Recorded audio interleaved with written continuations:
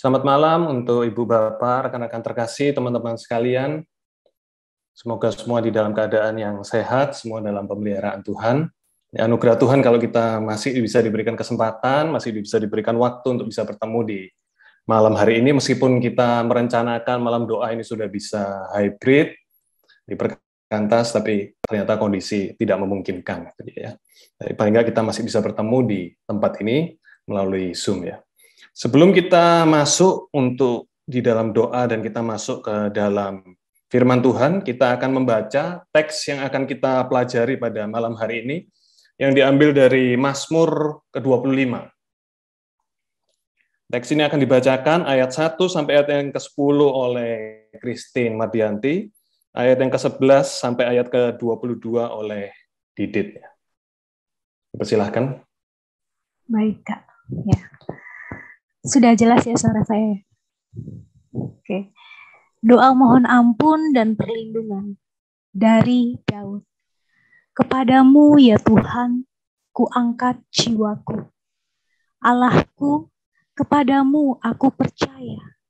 Janganlah kiranya aku mendapat malu. Janganlah musuh-musuhku beria-ria atas aku.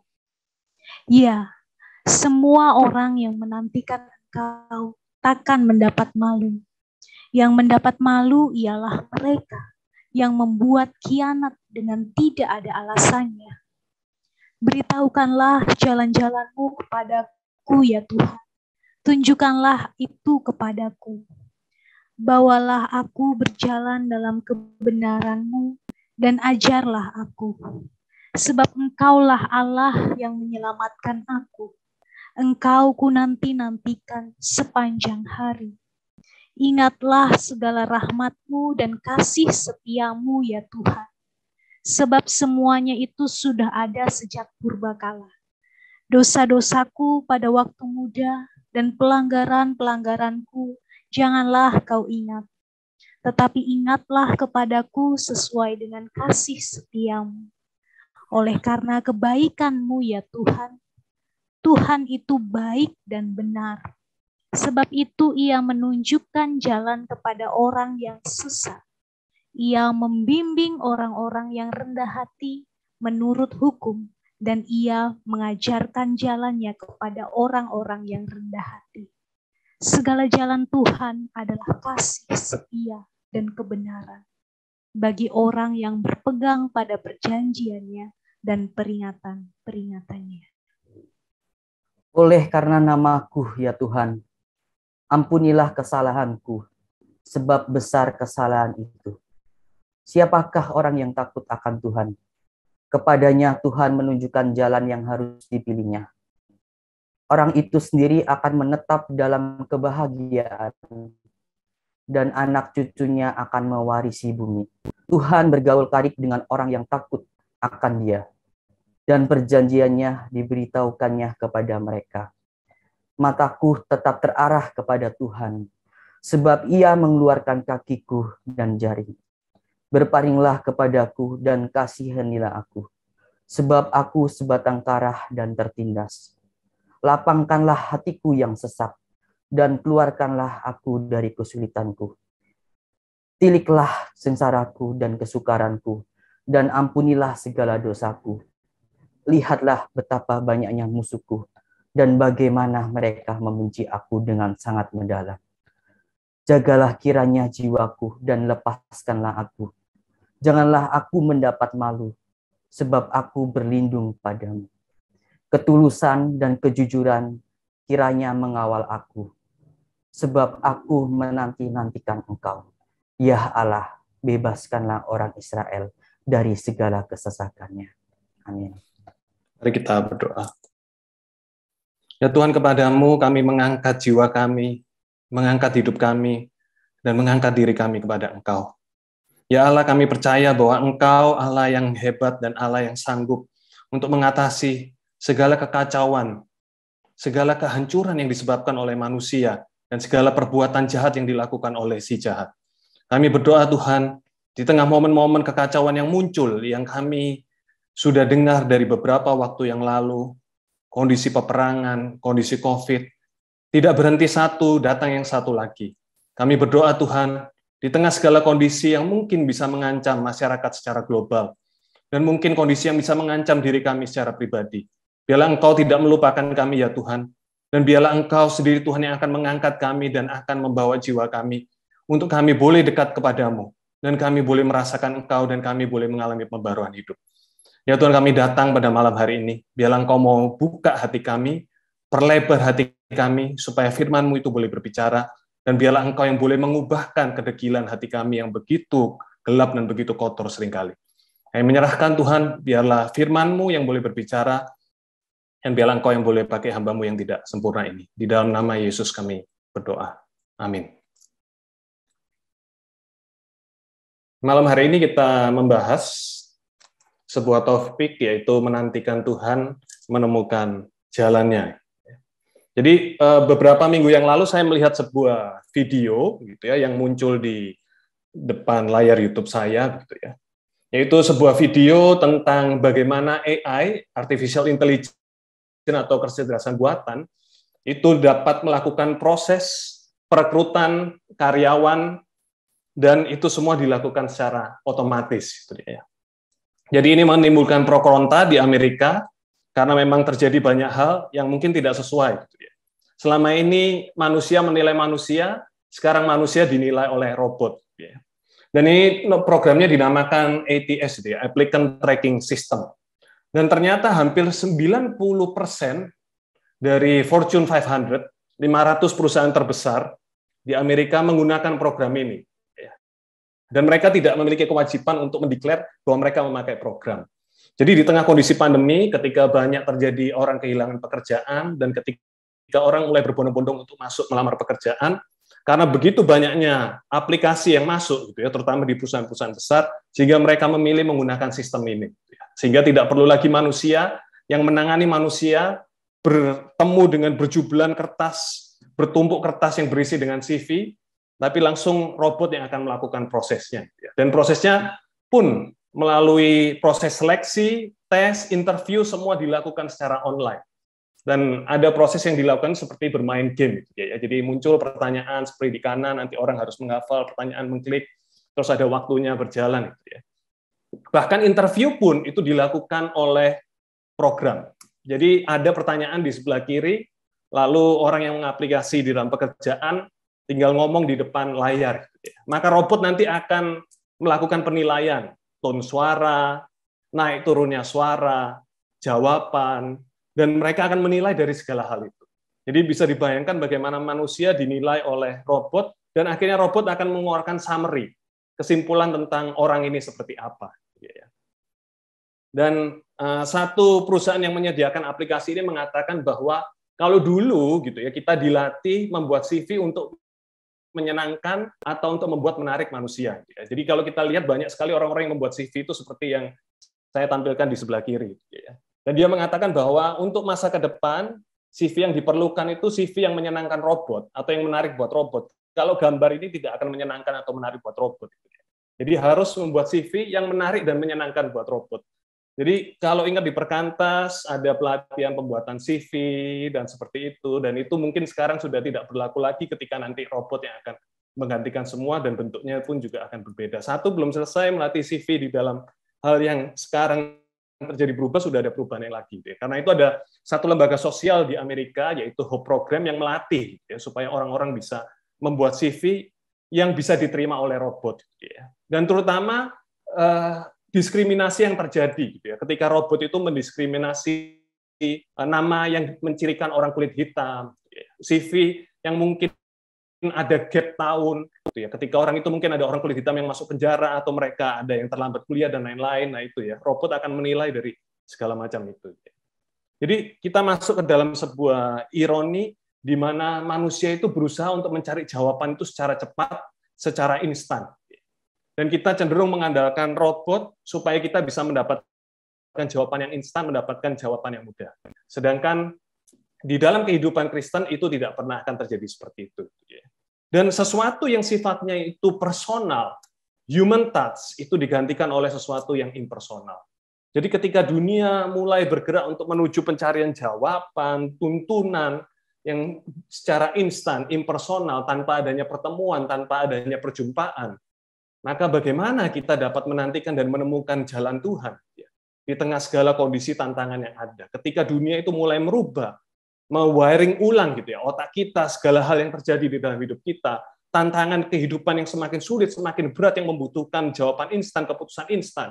Dan inilah dia yang akhirnya merubah manusia, akhirnya manusia berubah gitu ya. Tidak lagi mampu untuk bertahan, mencari, memohon bimbingan Tuhan secara sabar dan menantikan itu secara sungguh-sungguh. Nah, inilah dia yang kita hadapi, dan inilah dia yang kita mungkin akan lihat di dalam sepanjang Mazmur ke-25 ini dia.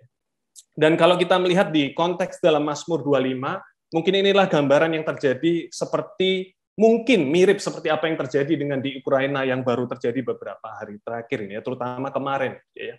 Dan kalau kita melihat satu kanal berita dari CNN itu yang sedang memotret gambar sekelompok orang yang sedang berdoa. Ya. Dan kira-kira pasti mereka akan berdoa, menaikkan ratapan mereka, menaikkan tangisan mereka, menaikkan permohonan, memohon perlindungan. Jadi ini gambar yang sangat luar biasa di tengah kondisi yang perang, di tengah kondisi yang gawat, roket, pesawat yang muncul, suara, bising, dan lain-lain. Ada sekelompok orang yang datang, berkumpul, merata, berdoa, dan memohon kepada perlindungan Tuhan. Jadi inilah gambaran yang mungkin juga sama yang dialami oleh Daud. Dan di dalam ratapan ini mungkin kita lihat gitu ya, kita tidak terlalu jelas melihat apakah ini ratapan personal atau ini ratapan komunal. Yang jelas ini adalah ratapan yang dinaikkan oleh Daud, karena di ayat 1 sampai ke 21 itu gambaran personal yang dinaikkan, kadang-kadang mengganti ke pihak ke gambaran orang ketiga, tapi di ayat kedua-dua doa yang dinaikkan adalah bebaskanlah orang Israel dari kesesakannya. Yang kita tahu adalah kesusahan yang dirasakan baik oleh Daud maupun umat Israel, kesusahan yang dialami itu semakin besar. Nah, itulah yang dikatakan di dalam satu bagian bahwa kesusahan hatiku bertambah besar. Jadi, keluarkanlah aku dari kesesakanku, karena kesesakanku ini semakin besar. Dan kalau kita mau melihat di dalam bagian ini, saya sudah rangkum gitu ya, kondisi apa yang mungkin terjadi. Gitu ya. Jadi kalau kita melihat Mazmur ini adalah Mazmur yang dimulai dengan huruf akrostik, dimulai dari huruf A di alfabet Ibrani sampai ke huruf yang secara berurutan. Gitu ya.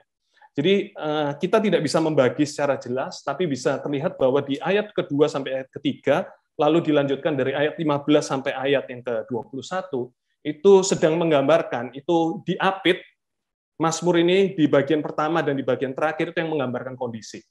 Jadi menggambarkan kondisi apa ya? Di ayat 2 digambarkan bahwa kondisi yang Daud yang sedang dikepung oleh musuh. Banyaknya musuh yang mengelilingi dia. Dan tidak hanya berhenti di situ, musuh-musuh itu juga mau membuat malu Daud gitu ya. Membuat malu itu ya mungkin mencerabut dari akar sosialnya, menjatuhkan Daud sehingga dia dipermalukan secara sosial, bisa jadi seperti itu. Dan dilanjutkan di ayat yang ke-15 gitu ya. Ada bahaya yang sudah ada di depannya, yang sudah siap untuk memperangkap dia. Dan dia harus menghadapi itu sendirian di ayat 16 di dalam kesepiannya sebagai pemimpin, sebagai orang yang berada di top nomor 1, ketika ada orang-orang di sekelilingnya, di bawahnya yang berusaha untuk menggulingkan dia.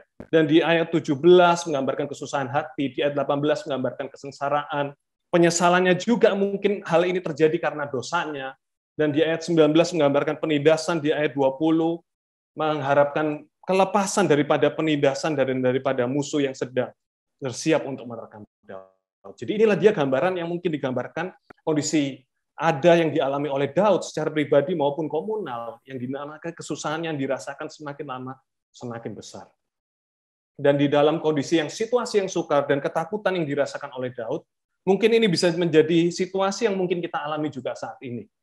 Ada mungkin dari kita yang merasa kesulitan kita semakin besar karena di dalam kondisi pandemi ini, ekonomi yang sulit, sakit penyakit, ya. Ada orang-orang yang justru karena COVID akhirnya menderita sakit yang berlebih, muncul sakit-sakit yang lain. Ada orang-orang yang mungkin menjadi musuh-musuh kita, yang tidak suka dengan kita, yang siap untuk menjebak kita, siap untuk menghancurkan kita, mempermalukan kita. Dan mungkin ada situasi-situasi yang lain yang menggambarkan keputusasaan yang kita sedang alami di dalam diri kita. Jadi permohonan yang Daud naikkan ini mungkin sama dengan permohonan kita ketika kita mengalami kondisi yang putus asa, kondisi yang sulit. Maka kita mau belajar pada malam hari ini apa yang bisa kita pelajari dari doa ratapan Daud ini. supaya di tengah kondisi yang sulit, di tengah kondisi yang menyesakkan, ketika sakit penyakit, pekerjaan yang sulit, kehidupan keluarga yang berat, kita bisa tetap tahu apa yang Tuhan mau, dan kita bisa mendapatkan rahasia Tuhan berkait dengan tuntunan dan pembebasan dari Tuhan. Nah, inilah dia yang akan kita coba masuk dan akan kita coba lihat gitu ya. Apa rahasianya gitu ya. Dan mungkin kalau saya lihat gitu ya, dari bagian ini saya akan mengambil satu ayat menjadi cangkang utama untuk masuk ke ayat-ayat yang lain gitu ya. Kuncinya apa supaya kita itu bisa mengetahui rahasia Tuhan dan supaya kita itu bisa mengetahui jalan Tuhan? Maka mungkin kuncinya ada di dalam ayat 14 gitu ya. Bahwa Tuhan mengatakan bahwa Tuhan berkaul karib dengan orang yang takut akan Dia dan perjanjiannya diberitahukan kepada mereka. Kalau di dalam ESV dikatakan the friendship of the Lord is for those who fear Him and He makes known to them His covenant. Jadi Allah akan memberitahukan perjanjiannya dan rahasianya kepada orang-orang yang bergaul karib dengan Dia. Dan inilah dia yang mungkin menjadi cangkang, menjadi dasar gitu ya. Bagaimana Daud itu bisa mengalami ketenangan, bisa mengalami kemajuan di dalam setiap kondisi yang dialami karena dia tahu bahwa dia dianggap sebagai sahabat oleh Tuhan. Maka kata friendship, kata persahabatan di dalam bahasa Ibrani itu katanya adalah sod, ya, yang dapat diartikan sebagai penasihat terdekat yang dipercaya atau yang biasa kita sebut itu orang dalam. Maka penasihat terpercaya atau orang dalam itu saling memberitahukan rahasia. Dan inilah prinsip yang sama yang kita bisa jumpai di dalam prinsip persahabatan. Seorang sahabat itu pasti akan menceritakan seluruh rahasianya, menceritakan seluruh apa yang ada di dalam pikirannya kepada sahabatnya. Itu sahabat yang sejati. Maka ketika kita menjadi sahabat Allah, sama seperti dengan seorang sahabat dengan antara satu orang teman yang lain dengan satu yang lain, gitu ya. Ada kedekatan, ada intimasi, ada berbagi hidup, berbagi rahasia, berbagi hal-hal yang terdalam yang mungkin tidak bisa diceritakan kepada orang yang lain. Maka itulah dia bagaimana perilaku antara Tuhan dengan kita sebagai manusia. Tuhan yang berusaha untuk menolong kita, Tuhan yang berusaha untuk berelasi dengan kita. Maka ketika kita menjadi sahabat Allah, maka kita tidak perlu berjuang untuk memahami bagaimana memenuhi harapannya. Tetapi Allah yang akan secara langsung dan secara jelas akan membimbing dan memberikan instruksi. Dan persahabatan dengan Allah melalui doa itulah yang menjadi kunci bagaimana Daud akhirnya mendapatkan keyakinan dan tuntunan dan jawaban Tuhan di dalam masa-masa sukarnya. Jadi persahabatan itu adalah kunci. Dan persahabatan itulah yang terjadi antara manusia dengan Allah. Itulah ketika dia akan memberitahukan rahasianya, hal-hal yang terdalam kepada kita, dan disitulah kita akan tahu dan kita bisa melalui masa-masa yang sukar. Karena itu di sepanjang Mazmur ini gitu ya. Pertanyaan yang terpenting itulah bukanlah bagaimana Tuhan menuntun kita ya, bagaimana cara Tuhan untuk menunjukkan jalan, bagaimana Tuhan mau menuntun kita, bentuknya bagaimana, caranya bagaimana. Tetapi yang terpenting adalah siapa yang sedang Tuhan tuntun. Jadi bagaimana bukan tentang bagaimana Tuhan menuntun, tetapi siapa yang sedang tuntun, yang sedang Tuhan tuntun. Kepada orang yang sedang Tuhan tuntun, kalau itu adalah sahabatnya, maka segala sesuatu akan dibukakan dan segala sesuatu akan diberitahukan bagi kita. Nah, seringkali kita ribut dengan bagaimana cara kita menemukan tuntunan Tuhan. Tapi kita lupa bagaimana kita membangun diri kita untuk menjadi orang yang bersahabat, yang berelasi dekat dengan Tuhan. Nah, inilah dia yang akan kita lihat nanti selanjutnya, bagaimana kita mengembangkan persahabatan relasi dengan Tuhan sehingga kita bisa sama dengan Daud akhirnya mendapatkan tuntunan, mendapatkan perlindungan, mendapatkan kelepasan di dalam masa-masa yang sukar. Ada sebuah ilustrasi gitu ya, tentang ada beberapa penjelajah hutan dari Amerika gitu ya, yang masuk ke hutan Amazon. Lalu mereka mendatangi penduduk setempat untuk menanyakan arah dan meminta mereka untuk menggambar peta karena mereka masuk di dalam sebuah hutan yang sulit untuk mereka gambarkan, yang sulit untuk mereka bisa jalani. Dan penduduk tersebut justru berkata gitu ya, bahwa kamu para penjelajah, kamu itu tidak membutuhkan peta. Yang kamu butuhkan itu adalah pemandu jalan. Tetapi para penjelajah ini karena merasa bahwa mereka berpengalaman, mereka sanggup membaca peta, mereka tahu bagaimana harus menentukan arah, mereka berkata, oh tidak, kita bisa melakukannya sendiri, asalkan ada peta aja cukup. Dan kemudian hari penduduk di tempat tersebut tidak pernah melihat lagi mereka setelah mereka jalan membawa peta yang dituliskan oleh penduduk. Maka ketika kita bergumul dengan tuntunan dari Tuhan, Kita berpikir bagaimana mendapatkan peta petunjuk dari Tuhan, tetapi sebenarnya Tuhan itu menawarkan sesuatu yang lebih, yaitu relasi pribadi dengan pembantu dari pembuat peta tersebut. Jadi inilah dia ya, biarlah kita menjadi dasar yang sangat jelas bahwa kita tidak meributkan tentang bagaimana cara Tuhan menunjukkan jalannya sampai kita melakukan berbagai macam hal, berpuasa, melakukan berbagai macam hal-hal yang seperti dilakukan kepada dukun. Tapi sebenarnya Tuhan sudah menawarkan dirinya yang sebagai pemandu dari peta tersebut untuk menjadi pemimpin dari hidup kita. Nah inilah dia yang akan kita pelajari bagaimana membangun persahabatan dengan Tuhan. Tapi pertanyaan yang pertama yang perlu kita jawab sebelum masuk ke sana adalah, apakah memang persahabatan antara Allah dengan manusia itu adalah sesuatu yang bisa terjadi? Apakah mungkin manusia yang terbatas itu bisa bersahabat dengan Allah yang tidak terbatas? Maka kalau kita melihat satu tulisan dari Aristoteles yang dia mengatakan bahwa manusia itu tidak mungkin bisa bersahabat dengan Allah. Menurutnya, secara hipotesis bahwa kita bisa menjadi sahabat Tuhan, maka kita harus berhenti menjadi manusia. Dia mengatakan bahwa tidak mungkin manusia bisa menjadi sahabat Tuhan. Maka kalau mau menjadi sahabat Tuhan, dia harus berhenti menjadi manusia. Karena persahabatan antara dua orang itu harus dimulai dari dua pribadi yang setara atau memiliki kesamaan. Tapi bersyukurnya Alkitab itu menuliskan hal yang berbeda. Di dalam Yohanes 15 ayat 13 bahwa tidak ada kasih yang lebih besar daripada kasih seorang yang memberikan nyawanya untuk sahabat-sahabatnya. Jadi inilah dia yang mungkin tidak diketahui oleh Aristoteles. Dia belum memahami bagian ini, bahwa Kristus yang adalah Allah sekaligus manusia itu datang mengorbankan dirinya, sehingga kita dapat menjadi satu dengan dia dan dapat menjadi sahabat Allah. Jadi karena Kristuslah yang datang, maka kita bisa menjadi sahabat Allah, karena akhirnya kita memiliki kesamaan dengan Allah Karena Allah pernah menjadi manusia, Allah pernah merasakan hal yang sama yang dirasakan oleh manusia di dalam kehidupan ini. Sehingga persahabatan itu mungkin terjadi. Dan Jurgen Moltmann mengatakan bahwa Kristus menawarkan perbedaan dengan Allah-Allah lain. Bahwa Allah di dalam kepercayaan Kristen itu menghadirkan persahabatan yang terbuka.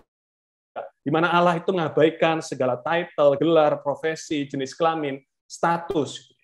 Dan Allah mendasarinya dengan kasih sayang. Dan Thomas Merton mengatakan bahwa melalui kontemplasi dan doa, disitulah adalah jalan dan tanda yang memampukan manusia itu untuk dapat bersahabat dengan Allah. Ada jalur untuk kita bisa berkomunikasi. Kita bisa setara, kita bisa ada bersama-sama dengan Allah, menyampaikan apa yang menjadi kehendak Allah. Dan Alkitab juga memberikan jawaban di dalam beberapa bagian, di dalam Keluaran 33 ayat 11 Dan Tuhan berbicara kepada Musa, berhadapan muka seperti seseorang berbicara kepada temannya. Yang dikatakan di dalam Yakobus 2 ayat 23, karena itu Abraham disebut sahabat Allah. Dan lanjutan tadi Yohanes 15 ayat 15 bahwa aku tidak menyebut kamu lagi hamba, sebab hamba tidak tahu apa yang diperbuat oleh tuannya. Tetapi aku menyebut kamu sahabat, karena aku telah memberitahukan kepada kamu segala sesuatu yang telah kudengar dari Bapakku. Jadi ketika kita menjadi sahabat Allah, maka segala sesuatu itu akan disampaikan, dan segala rahasia itu akan mampu untuk kita tahu dan akan kita dengarkan. Selain itu juga kita bisa melihat banyak di dalam sisi teologi, bagaimana Allah Trinitas, yang sejak mulai itu Allah yang berkomunikasi dan Allah yang berelasi. Maka kasih dan relasi itu menjadi dasar. Dan itu turun ketika Allah menciptakan manusia sesuai segambar dan serupa Allah. Maka apa yang menjadi ciri khas daripada Allah Trinitas adalah Allah yang berelasi. Allah kasih, Allah yang berbagi satu dengan yang lain, Allah yang ada di dalam sebuah komunikasi. Nah, itulah yang menggambarkan bagaimana persahabatan antara Allah dengan manusia itu sanggup terjadi. Dan lebih dari itu, kita dapat menyimpulkan adalah bahwa Tuhan itu yang lebih tertarik untuk bersahabat dengan kita daripada kita yang tertarik untuk bersahabat dengan Tuhan. Dari sepanjang Alkitab kita bisa melihat bagaimana inisiatif Allah, kerinduan Allah, dan usaha Allah untuk bisa bersahabat dengan manusia, dengan datang menyelamatkan manusia, membawa manusia untuk mengalami pertobatan, mengalami hidup baru. Jadi inilah dia yang menjadi pegangan dan menjadi kekuatan kita ketika kita berdoa. Ini menjadi fondasi utama kita. Bahwa Tuhan yang lebih dulu tertarik, mengusahakan untuk bersahabat dengan kita. Maka apa yang kita takutkan untuk kita berjalan bersama dengan Tuhan? Karena Tuhan yang selalu memulai, Tuhan yang selalu berusaha. Dan ketika kita berdoa, inilah yang menjadi fondasi, yang menjadi dasar kita. Kenapa kita takut bahwa Tuhan tidak mendengarkan doa kita? Kenapa kita takut bahwa apakah Tuhan itu memperhatikan kita? Apakah Tuhan itu memang hadir untuk kita? Sejak jelas dari awal bahwa Tuhan itu yang berinisiatif dan Tuhan yang terus lebih tertarik dan Tuhan itu yang terus mengusahakan untuk kita bisa bersahabat daripada kita yang berusaha untuk bersahabat dengan Tuhan. Karena kita sering lari, kita sering pergi. Maka inilah yang menjadi dasar, yang menjadi kekuatan utama ketika kita berdoa. Karena Tuhan yang lebih dulu, dan Tuhan yang lebih tertarik untuk bersahabat, untuk menjalin relasi dengan kita. Jadi jangan kita menjadi mundur, jangan kita menjadi takut, jangan kita menjadi sungkan, jangan kita menjadi kecil hati. Maka inilah yang menjadi dasar, yang menjadi kekuatan. Maka selanjutnya adalah, kalau kita sudah tahu bahwa persahabatan itu sangat mungkin terjadi antara Allah dengan manusia, dan Allah yang terus mengupayakan, sekarang bagaimana dari sisi kita? Bagaimana kita mengembangkan persahabatan dengan Allah? Nah, inilah dia yang akan kita lihat di dalam teks ini. Dari ayat 12 itu ya. Siapakah orang yang takut akan Tuhan? Kepadanya Tuhan menunjukkan jalannya yang harus dipilihnya. Maka kualifikasi pertama, bagaimana kita bisa menjadi sahabat karib Allah, yaitu dengan takut akan Allah. Tapi ada pertanyaannya itu ya. Di satu sisi kita diberitahu untuk takut akan Tuhan, tapi di sisi lain kita juga diberitahu bahwa Allah adalah sahabat ya. Kita harus takut, karena seringkali kan susah gitu ya, kita mendekati orang yang kita takuti. Orang yang kita takuti, orang yang kita segani, orang yang mungkin kita dekat dengannya itu kita merasa inferior gitu ya. Mana mungkin kita bisa menjadi sahabat. Nah, bagaimana kita menyeimbangkan dua hal ini di dalam kehidupan Kristen gitu ya. Maka kita harus memaknai kata takut akan Allah gitu ya. Apakah takut yang dimaksud itu takut seperti bertemu dengan guru yang galak, bertemu dengan orang tua yang kejam, bertemu dengan pemerintahan yang bengis, gitu ya. Apakah itu makna takut akan Allah? Maka ada 3 arti, gitu ya, takut akan Allah, gitu ya, yang akan kita bahas satu persatu, gitu ya, yaitu ketaatan, ketundukan di dalam kerendahan hati, dan ketakjuban penuh hormat. Gitu ya. Jadi yang pertama adalah tentang ketaatan. Gitu ya. Takut akan Allah itu diartikan sebagai obedience atau ketaatan. Jadi mengapa ketaatan itu menjadi hal yang begitu penting ya untuk kita membangun persahabatan dengan Allah? Ya. Karena di sepanjang Alkitab kita bisa melihat bagaimana seseorang itu kehilangan persahabatan yang intim dengan Allah karena mereka tidak taat, karena mereka membangkang, karena mereka menyalahi apa yang Tuhan mau. Di sanalah hubungan itu menjadi putus. Gitu ya. Maka paling tidak ada 2 hal yang penting. Gitu ya. Mengapa ketaatan itu menjadi hal yang sangat krusial? Yang pertama adalah ketika kita taat kepada Allah, maka kita akan semakin serupa dengan Allah. Dan keserupaan kita dengan Allah itulah yang akan membawa kita semakin dekat dengan Allah, yaitu mendekati Allah yang kudus. Maka kalau kita mau dekat dengan Allah yang kudus, maka kita harus taat, karena disitulah kita mengalami pembaharuan di dalam kehidupan kita mematikan diri kita, mematikan kehidupan kita yang lama. Dan itu layaknya perhubungan persahabatan. Seorang sahabat yang baik itu akan menajamkan yang lainnya, sehingga itu akan membawa kesukacitaan dan kesenangan. Kalau kita punya sahabat itu yang uraan, sahabat yang sukanya minum-minum, sahabat yang sukanya seenaknya sendiri, maka kita tidak akan pernah bisa berelasi dengan enak, dengan sukacita, gitu. Karena pasti selalu ada hal yang menghalangi. Apalagi kalau misalnya kita posisinya sebagai presiden, dan kita punya sahabat seorang pengedar narkoba. Mana mungkin kita bisa bersahabat dengan sukacita, pasti akan penuh dengan kewaswasan, dan kita tidak akan bisa mendekat, karena pasti selalu ada batasan yang terjadi karena tidak adanya keserupaan, tidak adanya perjuangan untuk berjuang untuk menjadi lebih baik. Maka ketika kita taat kepada Allah, maka kita akan semakin serupa, dan di sanalah kita akan mengalami kedekatan dengan Allah. Dan yang kedua adalah, dan persahabatan itu tidak akan pernah membiarkan orang berelasi dengan orang itu untuk menjadi apa adanya. Jadi semakin kita dekat dengan Allah, maka Allah tidak akan membiarkan kita menjadi apa adanya. Dan yang kedua, persahabatan yang sejati itu selalu menyediakan ruang agar setiap pribadi itu menjadi dirinya sendiri. Kalau kita bersahabat dengan orang lain, kita akan memberikan ruang kepada keunikan, kepada kekhasan daripada orang yang ada, yang menjadi sahabat kita. Pasti tidak akan mungkin sama ya. Ada yang kita bersahabat dengan orang ekstrovert, introvert. Kita pasti tidak akan memaksa dia untuk menjadi ekstrovert atau menjadi introvert sama seperti kita. Maka ketika kita bersahabat dengan Allah gitu ya, sama seperti kita bersahabat dengan orang lain, kita akan memberikan ruang untuk Allah itu menjadi Allah. Maka Allah menjadi Allah itu adalah Allah yang kudus, Allah yang benar, Allah yang suci. Maka kita harus menyediakan ruang itu kan ya. Kita tidak bisa menganggap bahwa Allah itu sama seperti orang misalnya seperti satpam gitu dia ya, atau seperti orang tua kita gitu ya. Masih penuh dengan ketidaksempurnaan, masih penuh dengan kelemahan. Tapi kita harus menjadikan Allah itu sebagai Allah yang kudus, Allah yang suci, Allah yang memang benar, Allah yang mengatur segala sesuatu untuk kebaikan. Maka melalui ketaatan kita akan bisa untuk menjadikan Allah itu menjadi Allah yang kudus, dan kita menempatkan diri kita pada Allah yang benar. Maka di dalam dunia sekuler banyak orang yang ingin memiliki kedekatan dengan yang ilahi, memiliki kehidupan spiritual yang terhubung dengan Sang Ilahi, tetapi tidak mau hidup di dalam ketaatan. Dan banyak orang yang mau untuk dekat dengan Sang Ilahi yang ada di dalam imajinasinya, tetapi dia masih mau mempertahankan apa yang menjadi keinginan dirinya sendiri. Tidak mau taat, yang penting apa yang menjadi kemauan kita sendiri. Dan itu kita tidak bisa lakukan dengan Allah. Karena sekali lagi, Allah menghendaki supaya kita semakin hari semakin kudus, dan Allah kita adalah Allah yang kudus, gitu ya. Bukan Allah yang kita bisa setir sesuai dengan apa yang kita mau.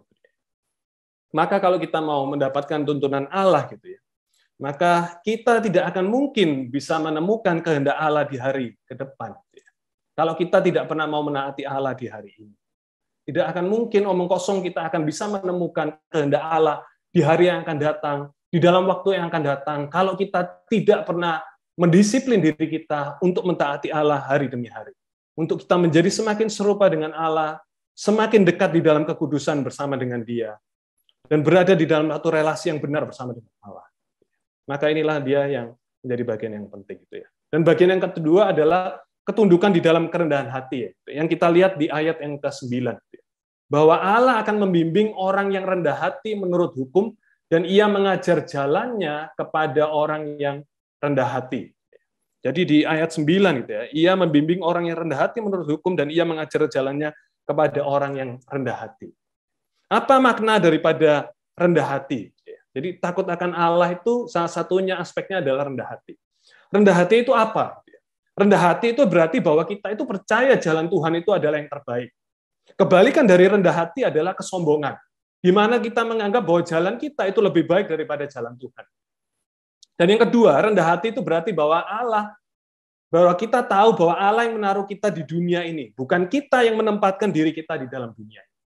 Jadi dua hal inilah dia yang menjadi hal yang penting. Bahwa orang yang rendah hati itu adalah orang yang tahu bahwa jalan Tuhan itu adalah yang terbaik. Bukan menganggap jalannya yang terbaik. Sehingga dia mau untuk diajar, dan dia mau untuk menuruti, dan dia mau takut akan Tuhan. Maka salah satu aspek yang penting di dalam doa adalah bagaimana kita tunduk dengan rendah hati, dengan meminta Tuhan untuk mengajar kita. Maka jika kita menyerahkan diri kita kepadanya dengan rendah hati, maka dia akan mengajari kita jalan-jalannya. Tetapi jika kita sombong, maka dia akan diam dan kita akan terpotong dari tuntunannya. Ini hal yang sangat sederhana, hal yang sangat simpel, hal yang sering diulang, tapi mungkin ini yang luput dari kita. Maka kerendahan hati itu juga menyatakan ketundukan dan ketertarikan kita akan Tuhan. Sehingga kita mau untuk menuruti dan mengetahui jalan-jalannya. Jadi kerendahan hati itu menjadi aspek yang sangat penting di dalam kita berdoa, dalam kita bersahabat dengan Allah. Karena ketika kita mau menyerahkan diri kita kepada Tuhan, menyerahkan segala apa yang ada di dalam pikiran kita, segala hal yang mungkin kita anggap baik kepada Tuhan, maka di sanalah dia akan menyatakan jalannya dan dia akan memimpin. Tapi ketika kita merasa bahwa diri kita paling hebat, maka dia akan diam dan kita akan terpotong dari jalan Tuhan. Dan yang ketiga, yang terakhir adalah ketakjuban. Nah, ini bagian yang penting, yang unik gitu dia ya. Bahwa ketakjuban penuh hormat itu menjadi bagian yang penting. Selain ketaatan, dan kedua adalah kerendahan hatian, ada aspek ketika kita berhadapan dengan Allah, takut akan Allah itu adalah aspek ketakjuban. Maka seorang ahli etika Yahudi, Abraham Hessel, mengatakan bahwa ketakjuban itu tidak seperti rasa takut, yang membuat kita itu menciut, mengecil, dan menarik diri dari objek yang menakjubkan tersebut. Tetapi sebaliknya itu justru menarik kita untuk mendekatinya. Jadi ketakjuban itu sama seperti ketika kita melihat sebuah gunung yang cantik, sebuah pantai yang begitu indah. Justru kita bukan semakin mundur, tapi kita semakin mau untuk datang dan melihat. Maka ketakutan itu adalah sikap antisipasi atau ekspektasi dari kejahatan dan rasa sakit. Sedangkan ketakjuban itu adalah rasa kagum, perendahan diri yang diinspirasi oleh sebuah keagungan, perasaan kita di depan sebuah misteri. Ketika melihat gunung yang begitu besar, ketika melihat pantai yang begitu indah, nah disitulah kita melihat sebuah misteri dan sebuah ketakjuban, rasa kagum, dan perendahan diri ketika kita melihat sesuatu hal yang besar. Maka di dalam Perjanjian Lama untuk kata worship kata beribadah, kata menyembah itu artinya to bow down untuk menundukkan diri di dalam rasa hormat dan di dalam rasa kagum. Tapi di dalam Perjanjian Baru kata Yunani yang paling umum dipakai itu adalah to come forward to kiss untuk maju ke depan dan mencium. Jadi inilah aspek keduanya yang menyambungkan rasa takut akan Allah itu di dalam ketundukan dan di dalam kekaguman. Di dalam ketundukan itu ada penundukan diri. Tetapi di dalam kekaguman itu adalah aspek kerinduan untuk mendekati misteri yang besar itu. Kekaguman untuk datang mendekat, merasakan, mencicipi sebuah keagungan yang besar. Maka mengapa ketakjuban itu menjadi penting? Kehebatan kekaguman itu menjadi penting. Karena seringkali kita terbiasa untuk mengagungkan kecemasan, ego kita, permasalahan, daripada kita mengagungkan Allah di dalam misterinya. Kita lebih banyak dikagumkan, dan pikiran kita banyak diisi, dikungkung, dikerangkeng oleh kecemasan, ego, permasalahan. Sesuatu hal yang selalu muncul di dalam pikiran kita itu mungkin yang membuat kita takjub, yang membuat kita itu terperangi, yang membuat kita itu terikat. Dan seringkali ego, permasalahan, kesulitan, itulah yang akhirnya menakjubkan kita, yang mengikat kita. Maka ketika kita tidak takjub lagi kepada Allah, tapi kita takjub kepada permasalahan-permasalahan, maka kita akan tercerabut dan kita akan terlepas. Maka ketika kita hidup tanpa ketakjuban kepada Allah, seketika itu juga kita akan takjub kepada diri kita sendiri dan dunia material yang akan mengambil alihnya.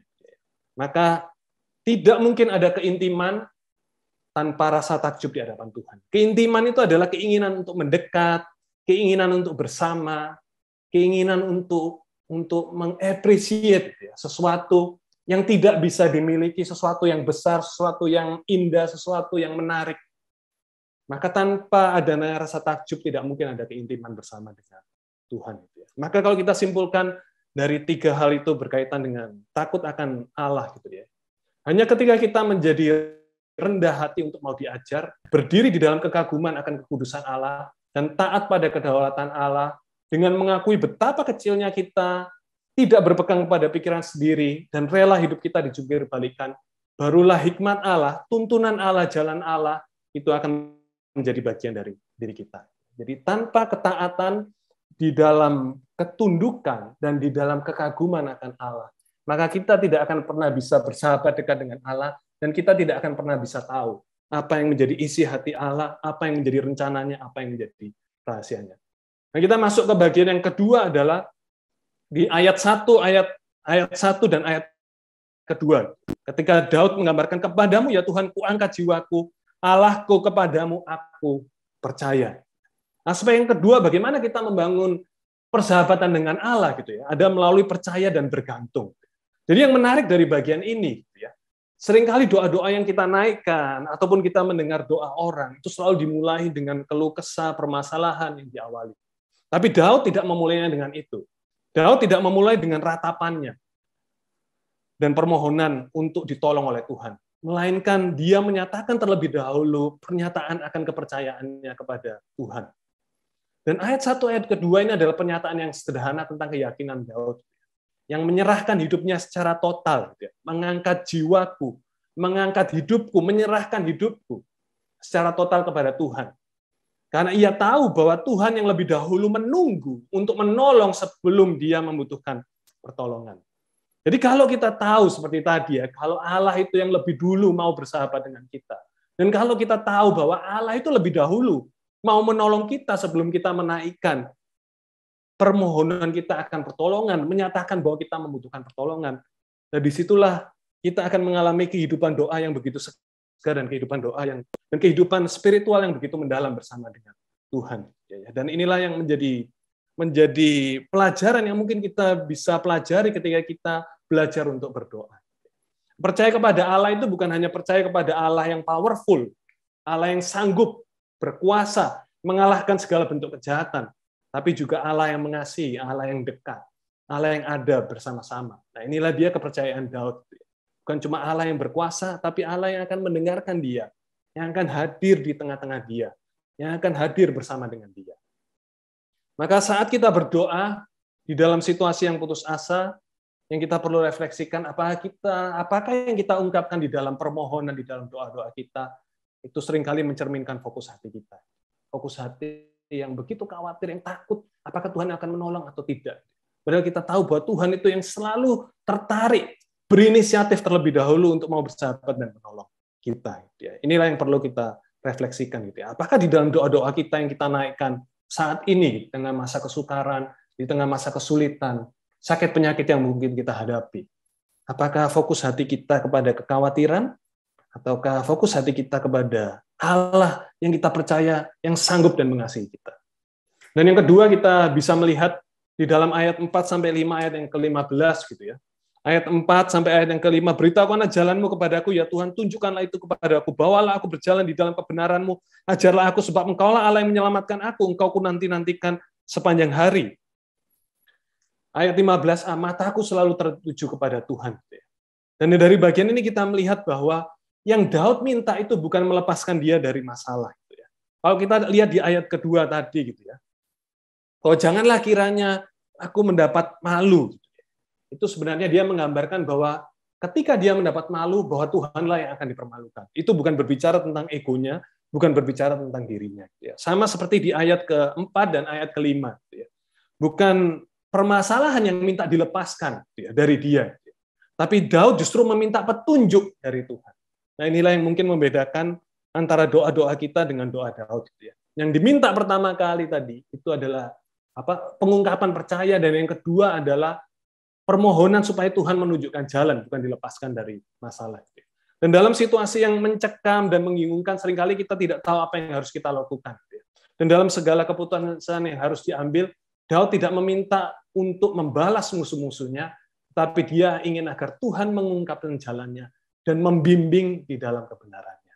Dan inilah dia yang menjadi hal yang menarik di dalam bagian ini, bahwa Daud tidak terobsesi dengan sumber masalahnya. Dia tidak pusing dengan masalah yang ada di depannya, dia tidak terobsesi dengan masalahnya, tetapi pikiran dan hatinya selalu terpaku dan terobsesi kepada sumber solusinya, yaitu jalan-jalan Tuhan. Ini dia yang perlu kita renungkan gitu ya. Saat kita berdoa di dalam situasi yang berat, apakah kita selama ini lebih terobsesi dengan sumber masalah, atau kita lebih terobsesi dengan sumber solusi? Dan yang ketiga adalah di dalam ayat yang ke-10. Dalam ayat 10, segala jalan Tuhan adalah kasih setia dan kebenaran bagi orang yang berpegang pada janjinya. Jadi, bukannya Daud di dalam bagian ini tidak menyadari gitu ya. Kata yang saya highlight adalah segala jalan Tuhan. Bukannya Daud itu tidak menyadari bahwa dirinya itu sedang diperhadapkan di dalam kejahatan yang besar atau tragedi kehidupan yang sulit. Gitu ya. Ketika dia berkata bahwa segala jalan Tuhan adalah kasih setia. Ini menggambarkan kepercayaan dan kebergantungan penuh Daud kepada gembalanya yang akan terus membimbingnya di jalan yang benar, sekalipun berjalan di dalam lembah kekelaman. Daud mengklaim bahwa segala jalan Tuhan. Padahal segala jalan yang dia lalui di dalam cerita ini, tadi ayat 2, ayat kedua, ayat yang ketiga, ayat 15 sampai ayat yang ke-20 yang kita sudah jabarkan, itu jalan yang dia lalui itu jalan yang berat, jalan yang sulit, jalan yang penuh penderitaan. Tapi Daud bisa mengklaim bahwa segala jalan Tuhan adalah kasih setia. Dan inilah bentuk kepercayaan dan kebergantungan Daud kepada Tuhan. Ini yang menarik, bahwa Daud bisa mengklaim gitu ya, bahwa semua jalan yang sudah dia lalui, yang sudah dia ungkapkan ini, itu adalah jalan Tuhan yang kasih setia dan kebenaran. Tidak ada satupun yang tidak benar, dan tidak ada satupun yang tidak ada di dalam kasih setia Tuhan. Dan itulah yang diungkapkan Daud di dalam bagian ini yang begitu menggetarkan dan begitu membuat kita untuk melihat gitu ya. Apakah kita bisa punya cara pandang sama seperti Daud gitu ya, meyakini bahwa gembalanya itu akan terus membimbingnya di dalam jalan yang benar meskipun harus melalui lembah kekelaman gitu ya. Maka yang perlu kita refleksikan saat kita berdoa di dalam situasi yang meresahkan, Apa kita percaya bahwa semua jalannya yang sekarang kita lalui, jalan yang paling sulit, jalan yang paling berat, jalan yang paling menyesakan adalah kasih setia dan kebenaran dari Tuhan. Maka masuk ke dalam bagian yang ketiga, gitu ya. Bagaimana kita bisa mengembangkan persahabatan dengan Allah? Di dalam ayat yang ke-7, ayat yang ke-8, Daud mengatakan bahwa dosa-dosaku pada waktu muda dan pelanggaran-pelanggaranmu janganlah kau ingat, tapi ingatlah kepadaku sesuai dengan kasih setiamu. Oleh karena kebaikanmu ya Tuhan, Tuhan itu baik dan benar. Sebab itu ia menunjukkan jalan kepada orang yang sesat. Maka kita tidak akan mungkin bisa bersahabat dengan Allah kalau kita tidak punya pemahaman yang benar akan penebusan dan pembenaran oleh iman. Maka kita akan berpikir bahwa kita diselamatkan atau mendapatkan pembebasan itu karena usaha kita sendiri dan karena moral yang baik. Maka pada posisi inilah Allah tidak akan pernah bisa menjadi sahabat dengan kita. Dan dia hanya akan bisa menjadi bos kita. Jadi ini dia yang harus kita sadari. Tanpa pembenaran oleh iman, tanpa penebusan, kita tidak akan pernah bisa menjadi sahabat dengan Allah. Sekalipun kita mengusahakan, gitu ya, kita menjadi ramah, bersahabat, bersikap baik terhadap bos kita, gitu ya, tetap kita tidak akan bisa melakukan ketentuan A, B, C, D untuk menyenangkan bos kita seluruhnya. Dan ketika kita tidak bisa melakukan secara keseluruhan, maka kita akan diberhentikan. Mau seramah atau sebaik apapun sikap kita, kita tidak akan pernah bisa memenuhi. Maka tanpa adanya penebusan, tanpa adanya pembenaran oleh iman, maka Allah itu akan selalu menjadi bos.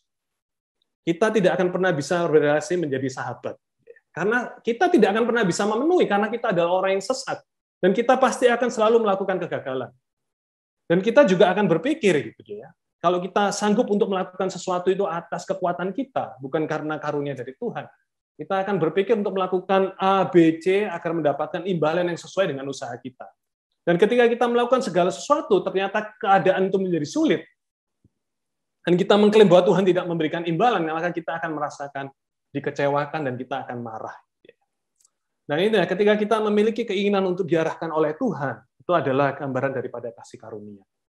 Nah, kita menyadari bahwa diri kita yang sesat, diri kita yang bengkok ini, ketika kita memiliki keinginan untuk diarahkan oleh Tuhan, ketika kita mampu untuk menjadi taat, itu semua adalah kasih karunia daripada Tuhan. Karena di dalam diri kita sendiri tidak akan pernah ada ketertarikan atau kesanggupan untuk melakukan perintah Tuhan. Tapi karena kasih karunia itulah kita akhirnya bisa menyenangkan sahabat kita diberikan jalan untuk bisa berelasi dengan Allah. Nah, kayak dua statement gitu ya, yang saya bisa simpulkan gitu ya, bahwa bimbingan Tuhan dan pemberian Tuhan kepada kita itu tidak didasarkan kepada kelayakan kehidupan kita, tapi pada kelayakan yang Yesus telah hidupi bagi kita. Bukan karena kita yang layak, tapi karena Yesus yang sudah melayakkan hidup kita. Dan kita tidak akan pernah bisa mengerti jalan Tuhan, bukan karena kita bisa mengerti jalan Tuhan, bukan karena kita yakin akan diri kita sendiri, tapi karena kita percaya bahwa Tuhan yang yakin dengan hidup kita. Maka inilah dia ya, kalau kita tahu bahwa kita adalah orang yang sesat yang dibenarkan. Dan kita bisa layak bukan karena kita yang layak, tapi karena Tuhan yang melayakkan kita. Dan kita tidak akan pernah bisa yakin terhadap diri sendiri, tapi karena Tuhan yang yakin terhadap diri kita, maka kita bisa bersahabat dengan Tuhan. Dan aspek selanjutnya adalah bagaimana kita bisa bersahabat dengan Tuhan adalah respon, mendengar, dan berbicara. Ini saya balik melalui respon dulu, mendengar, baru berbicara. Gitu ya. Karena ada maknanya. Maka persahabatan itu tidak akan pernah terjadi kalau kita itu hanya berelasi satu arah. Gitu. Maka kita harus belajar untuk berbicara secara jujur dan mendengar untuk berespon kepada Tuhan. Di dalam ayat 15 sampai ayat ke-22, gitu. Daud itu adalah seorang pejuang, seorang pemimpin yang perkasa, tapi Daud itu mencurahkan isi hatinya, layaknya seperti anak kecil, layaknya seperti orang yang begitu rapuh, gitu ya, ketika dia diliputi oleh ketakutan dan penderitaan. Maka di dalam Mazmur kita menyadari bahwa di dalam doa segala sesuatu yang bersifat manusiawi adalah hal yang layak untuk disampaikan. Tidak ada pernyataan bahwa doa itu harus manis atau indah di hadapan Tuhan, karena doa yang sesungguhnya adalah persembahan dari kita yang apa adanya. Satu sisi ada benar bagian itu, bahwa doa adalah sesuatu penyajian jati diri kita yang seutuhnya, yang sejatinya, yang apa adanya.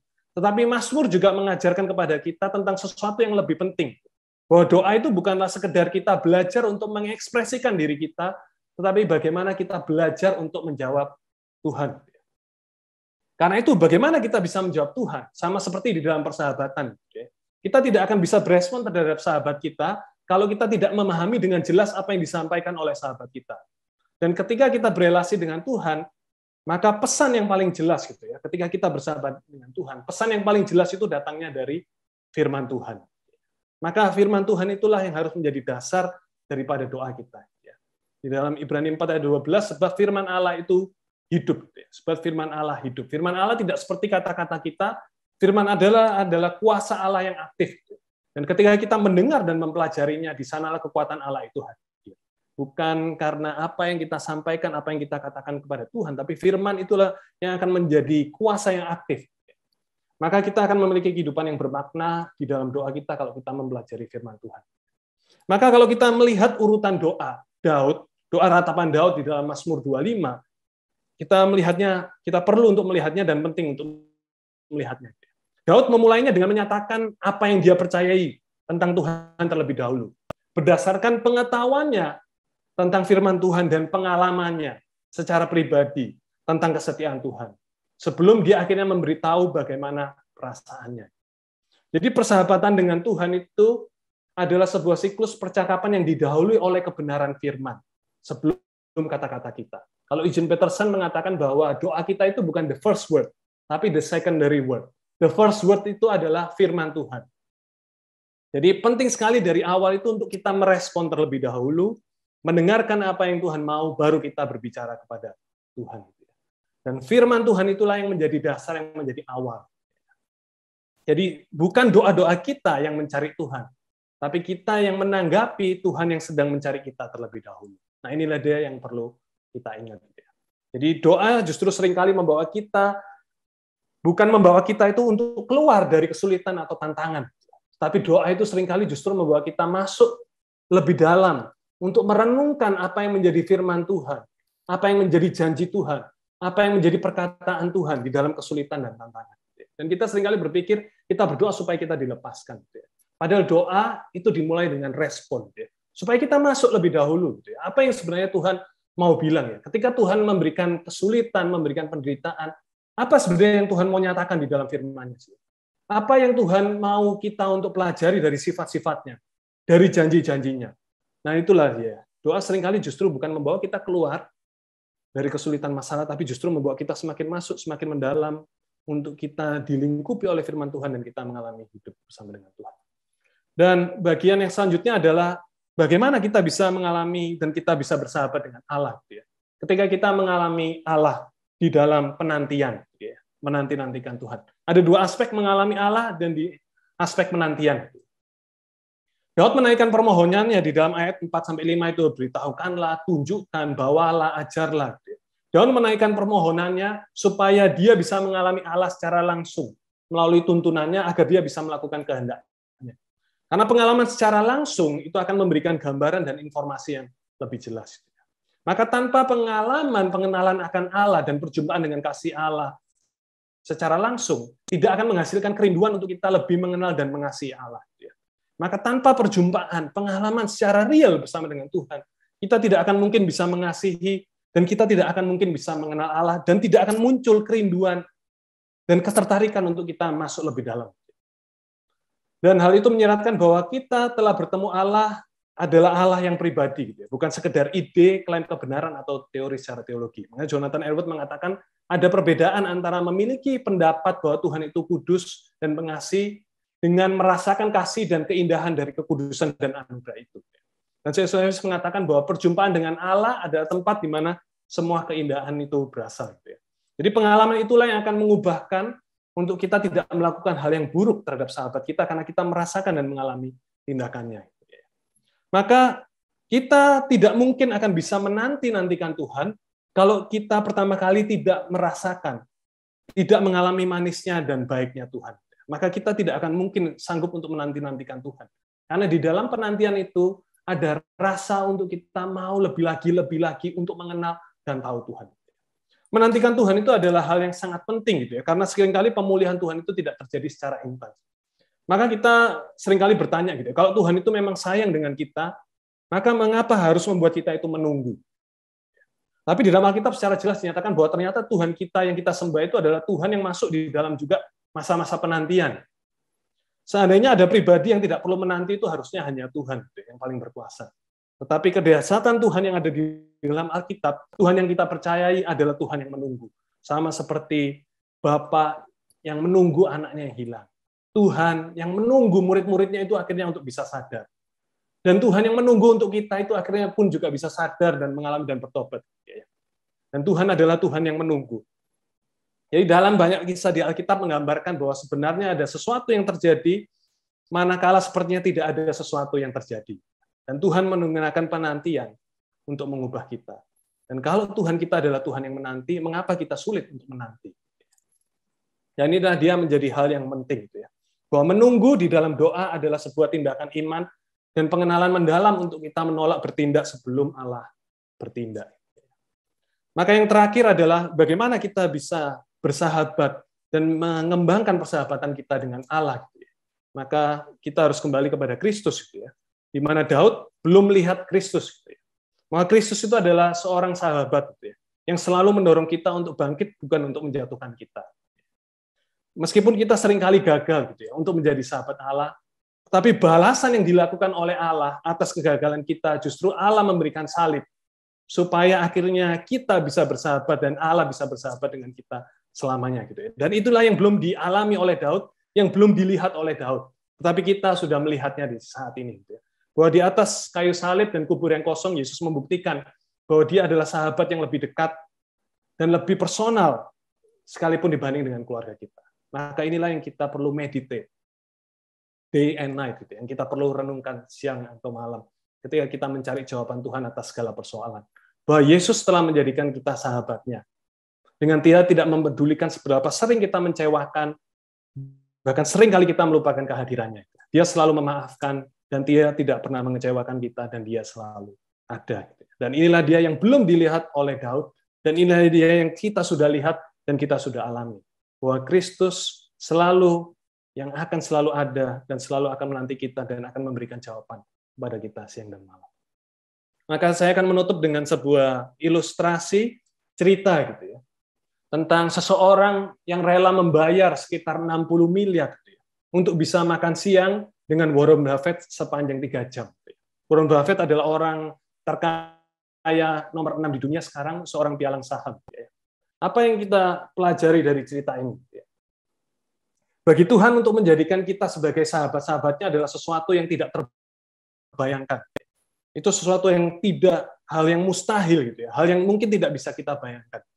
Bayangkan saja untuk makan siang bersama Warren Buffett selama 3 jam, ada orang yang rela mengeluarkan 60 miliar supaya dia bisa belajar kunci kesuksesan. Dia bisa tahu rahasia bagaimana Warren Buffett bisa menghasilkan kekayaan yang konstan selama bertahun-tahun. Dan dia bisa menjadi orang terkaya di dunia. Tetapi Tuhan yang kita jumpai, Tuhan yang dijumpai oleh Daud, Tuhan yang kita lihat dan Tuhan yang menebus kita, bukanlah Tuhan yang menjual waktunya kepada kita.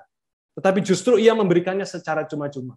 Allah membuka hatinya bagi orang-orang yang takut akan dia, dan bahkan dia membagikan rahasia dan tujuannya kepada orang-orang tersebut. Dan berkat ini adalah milik kita di dalam Kristus.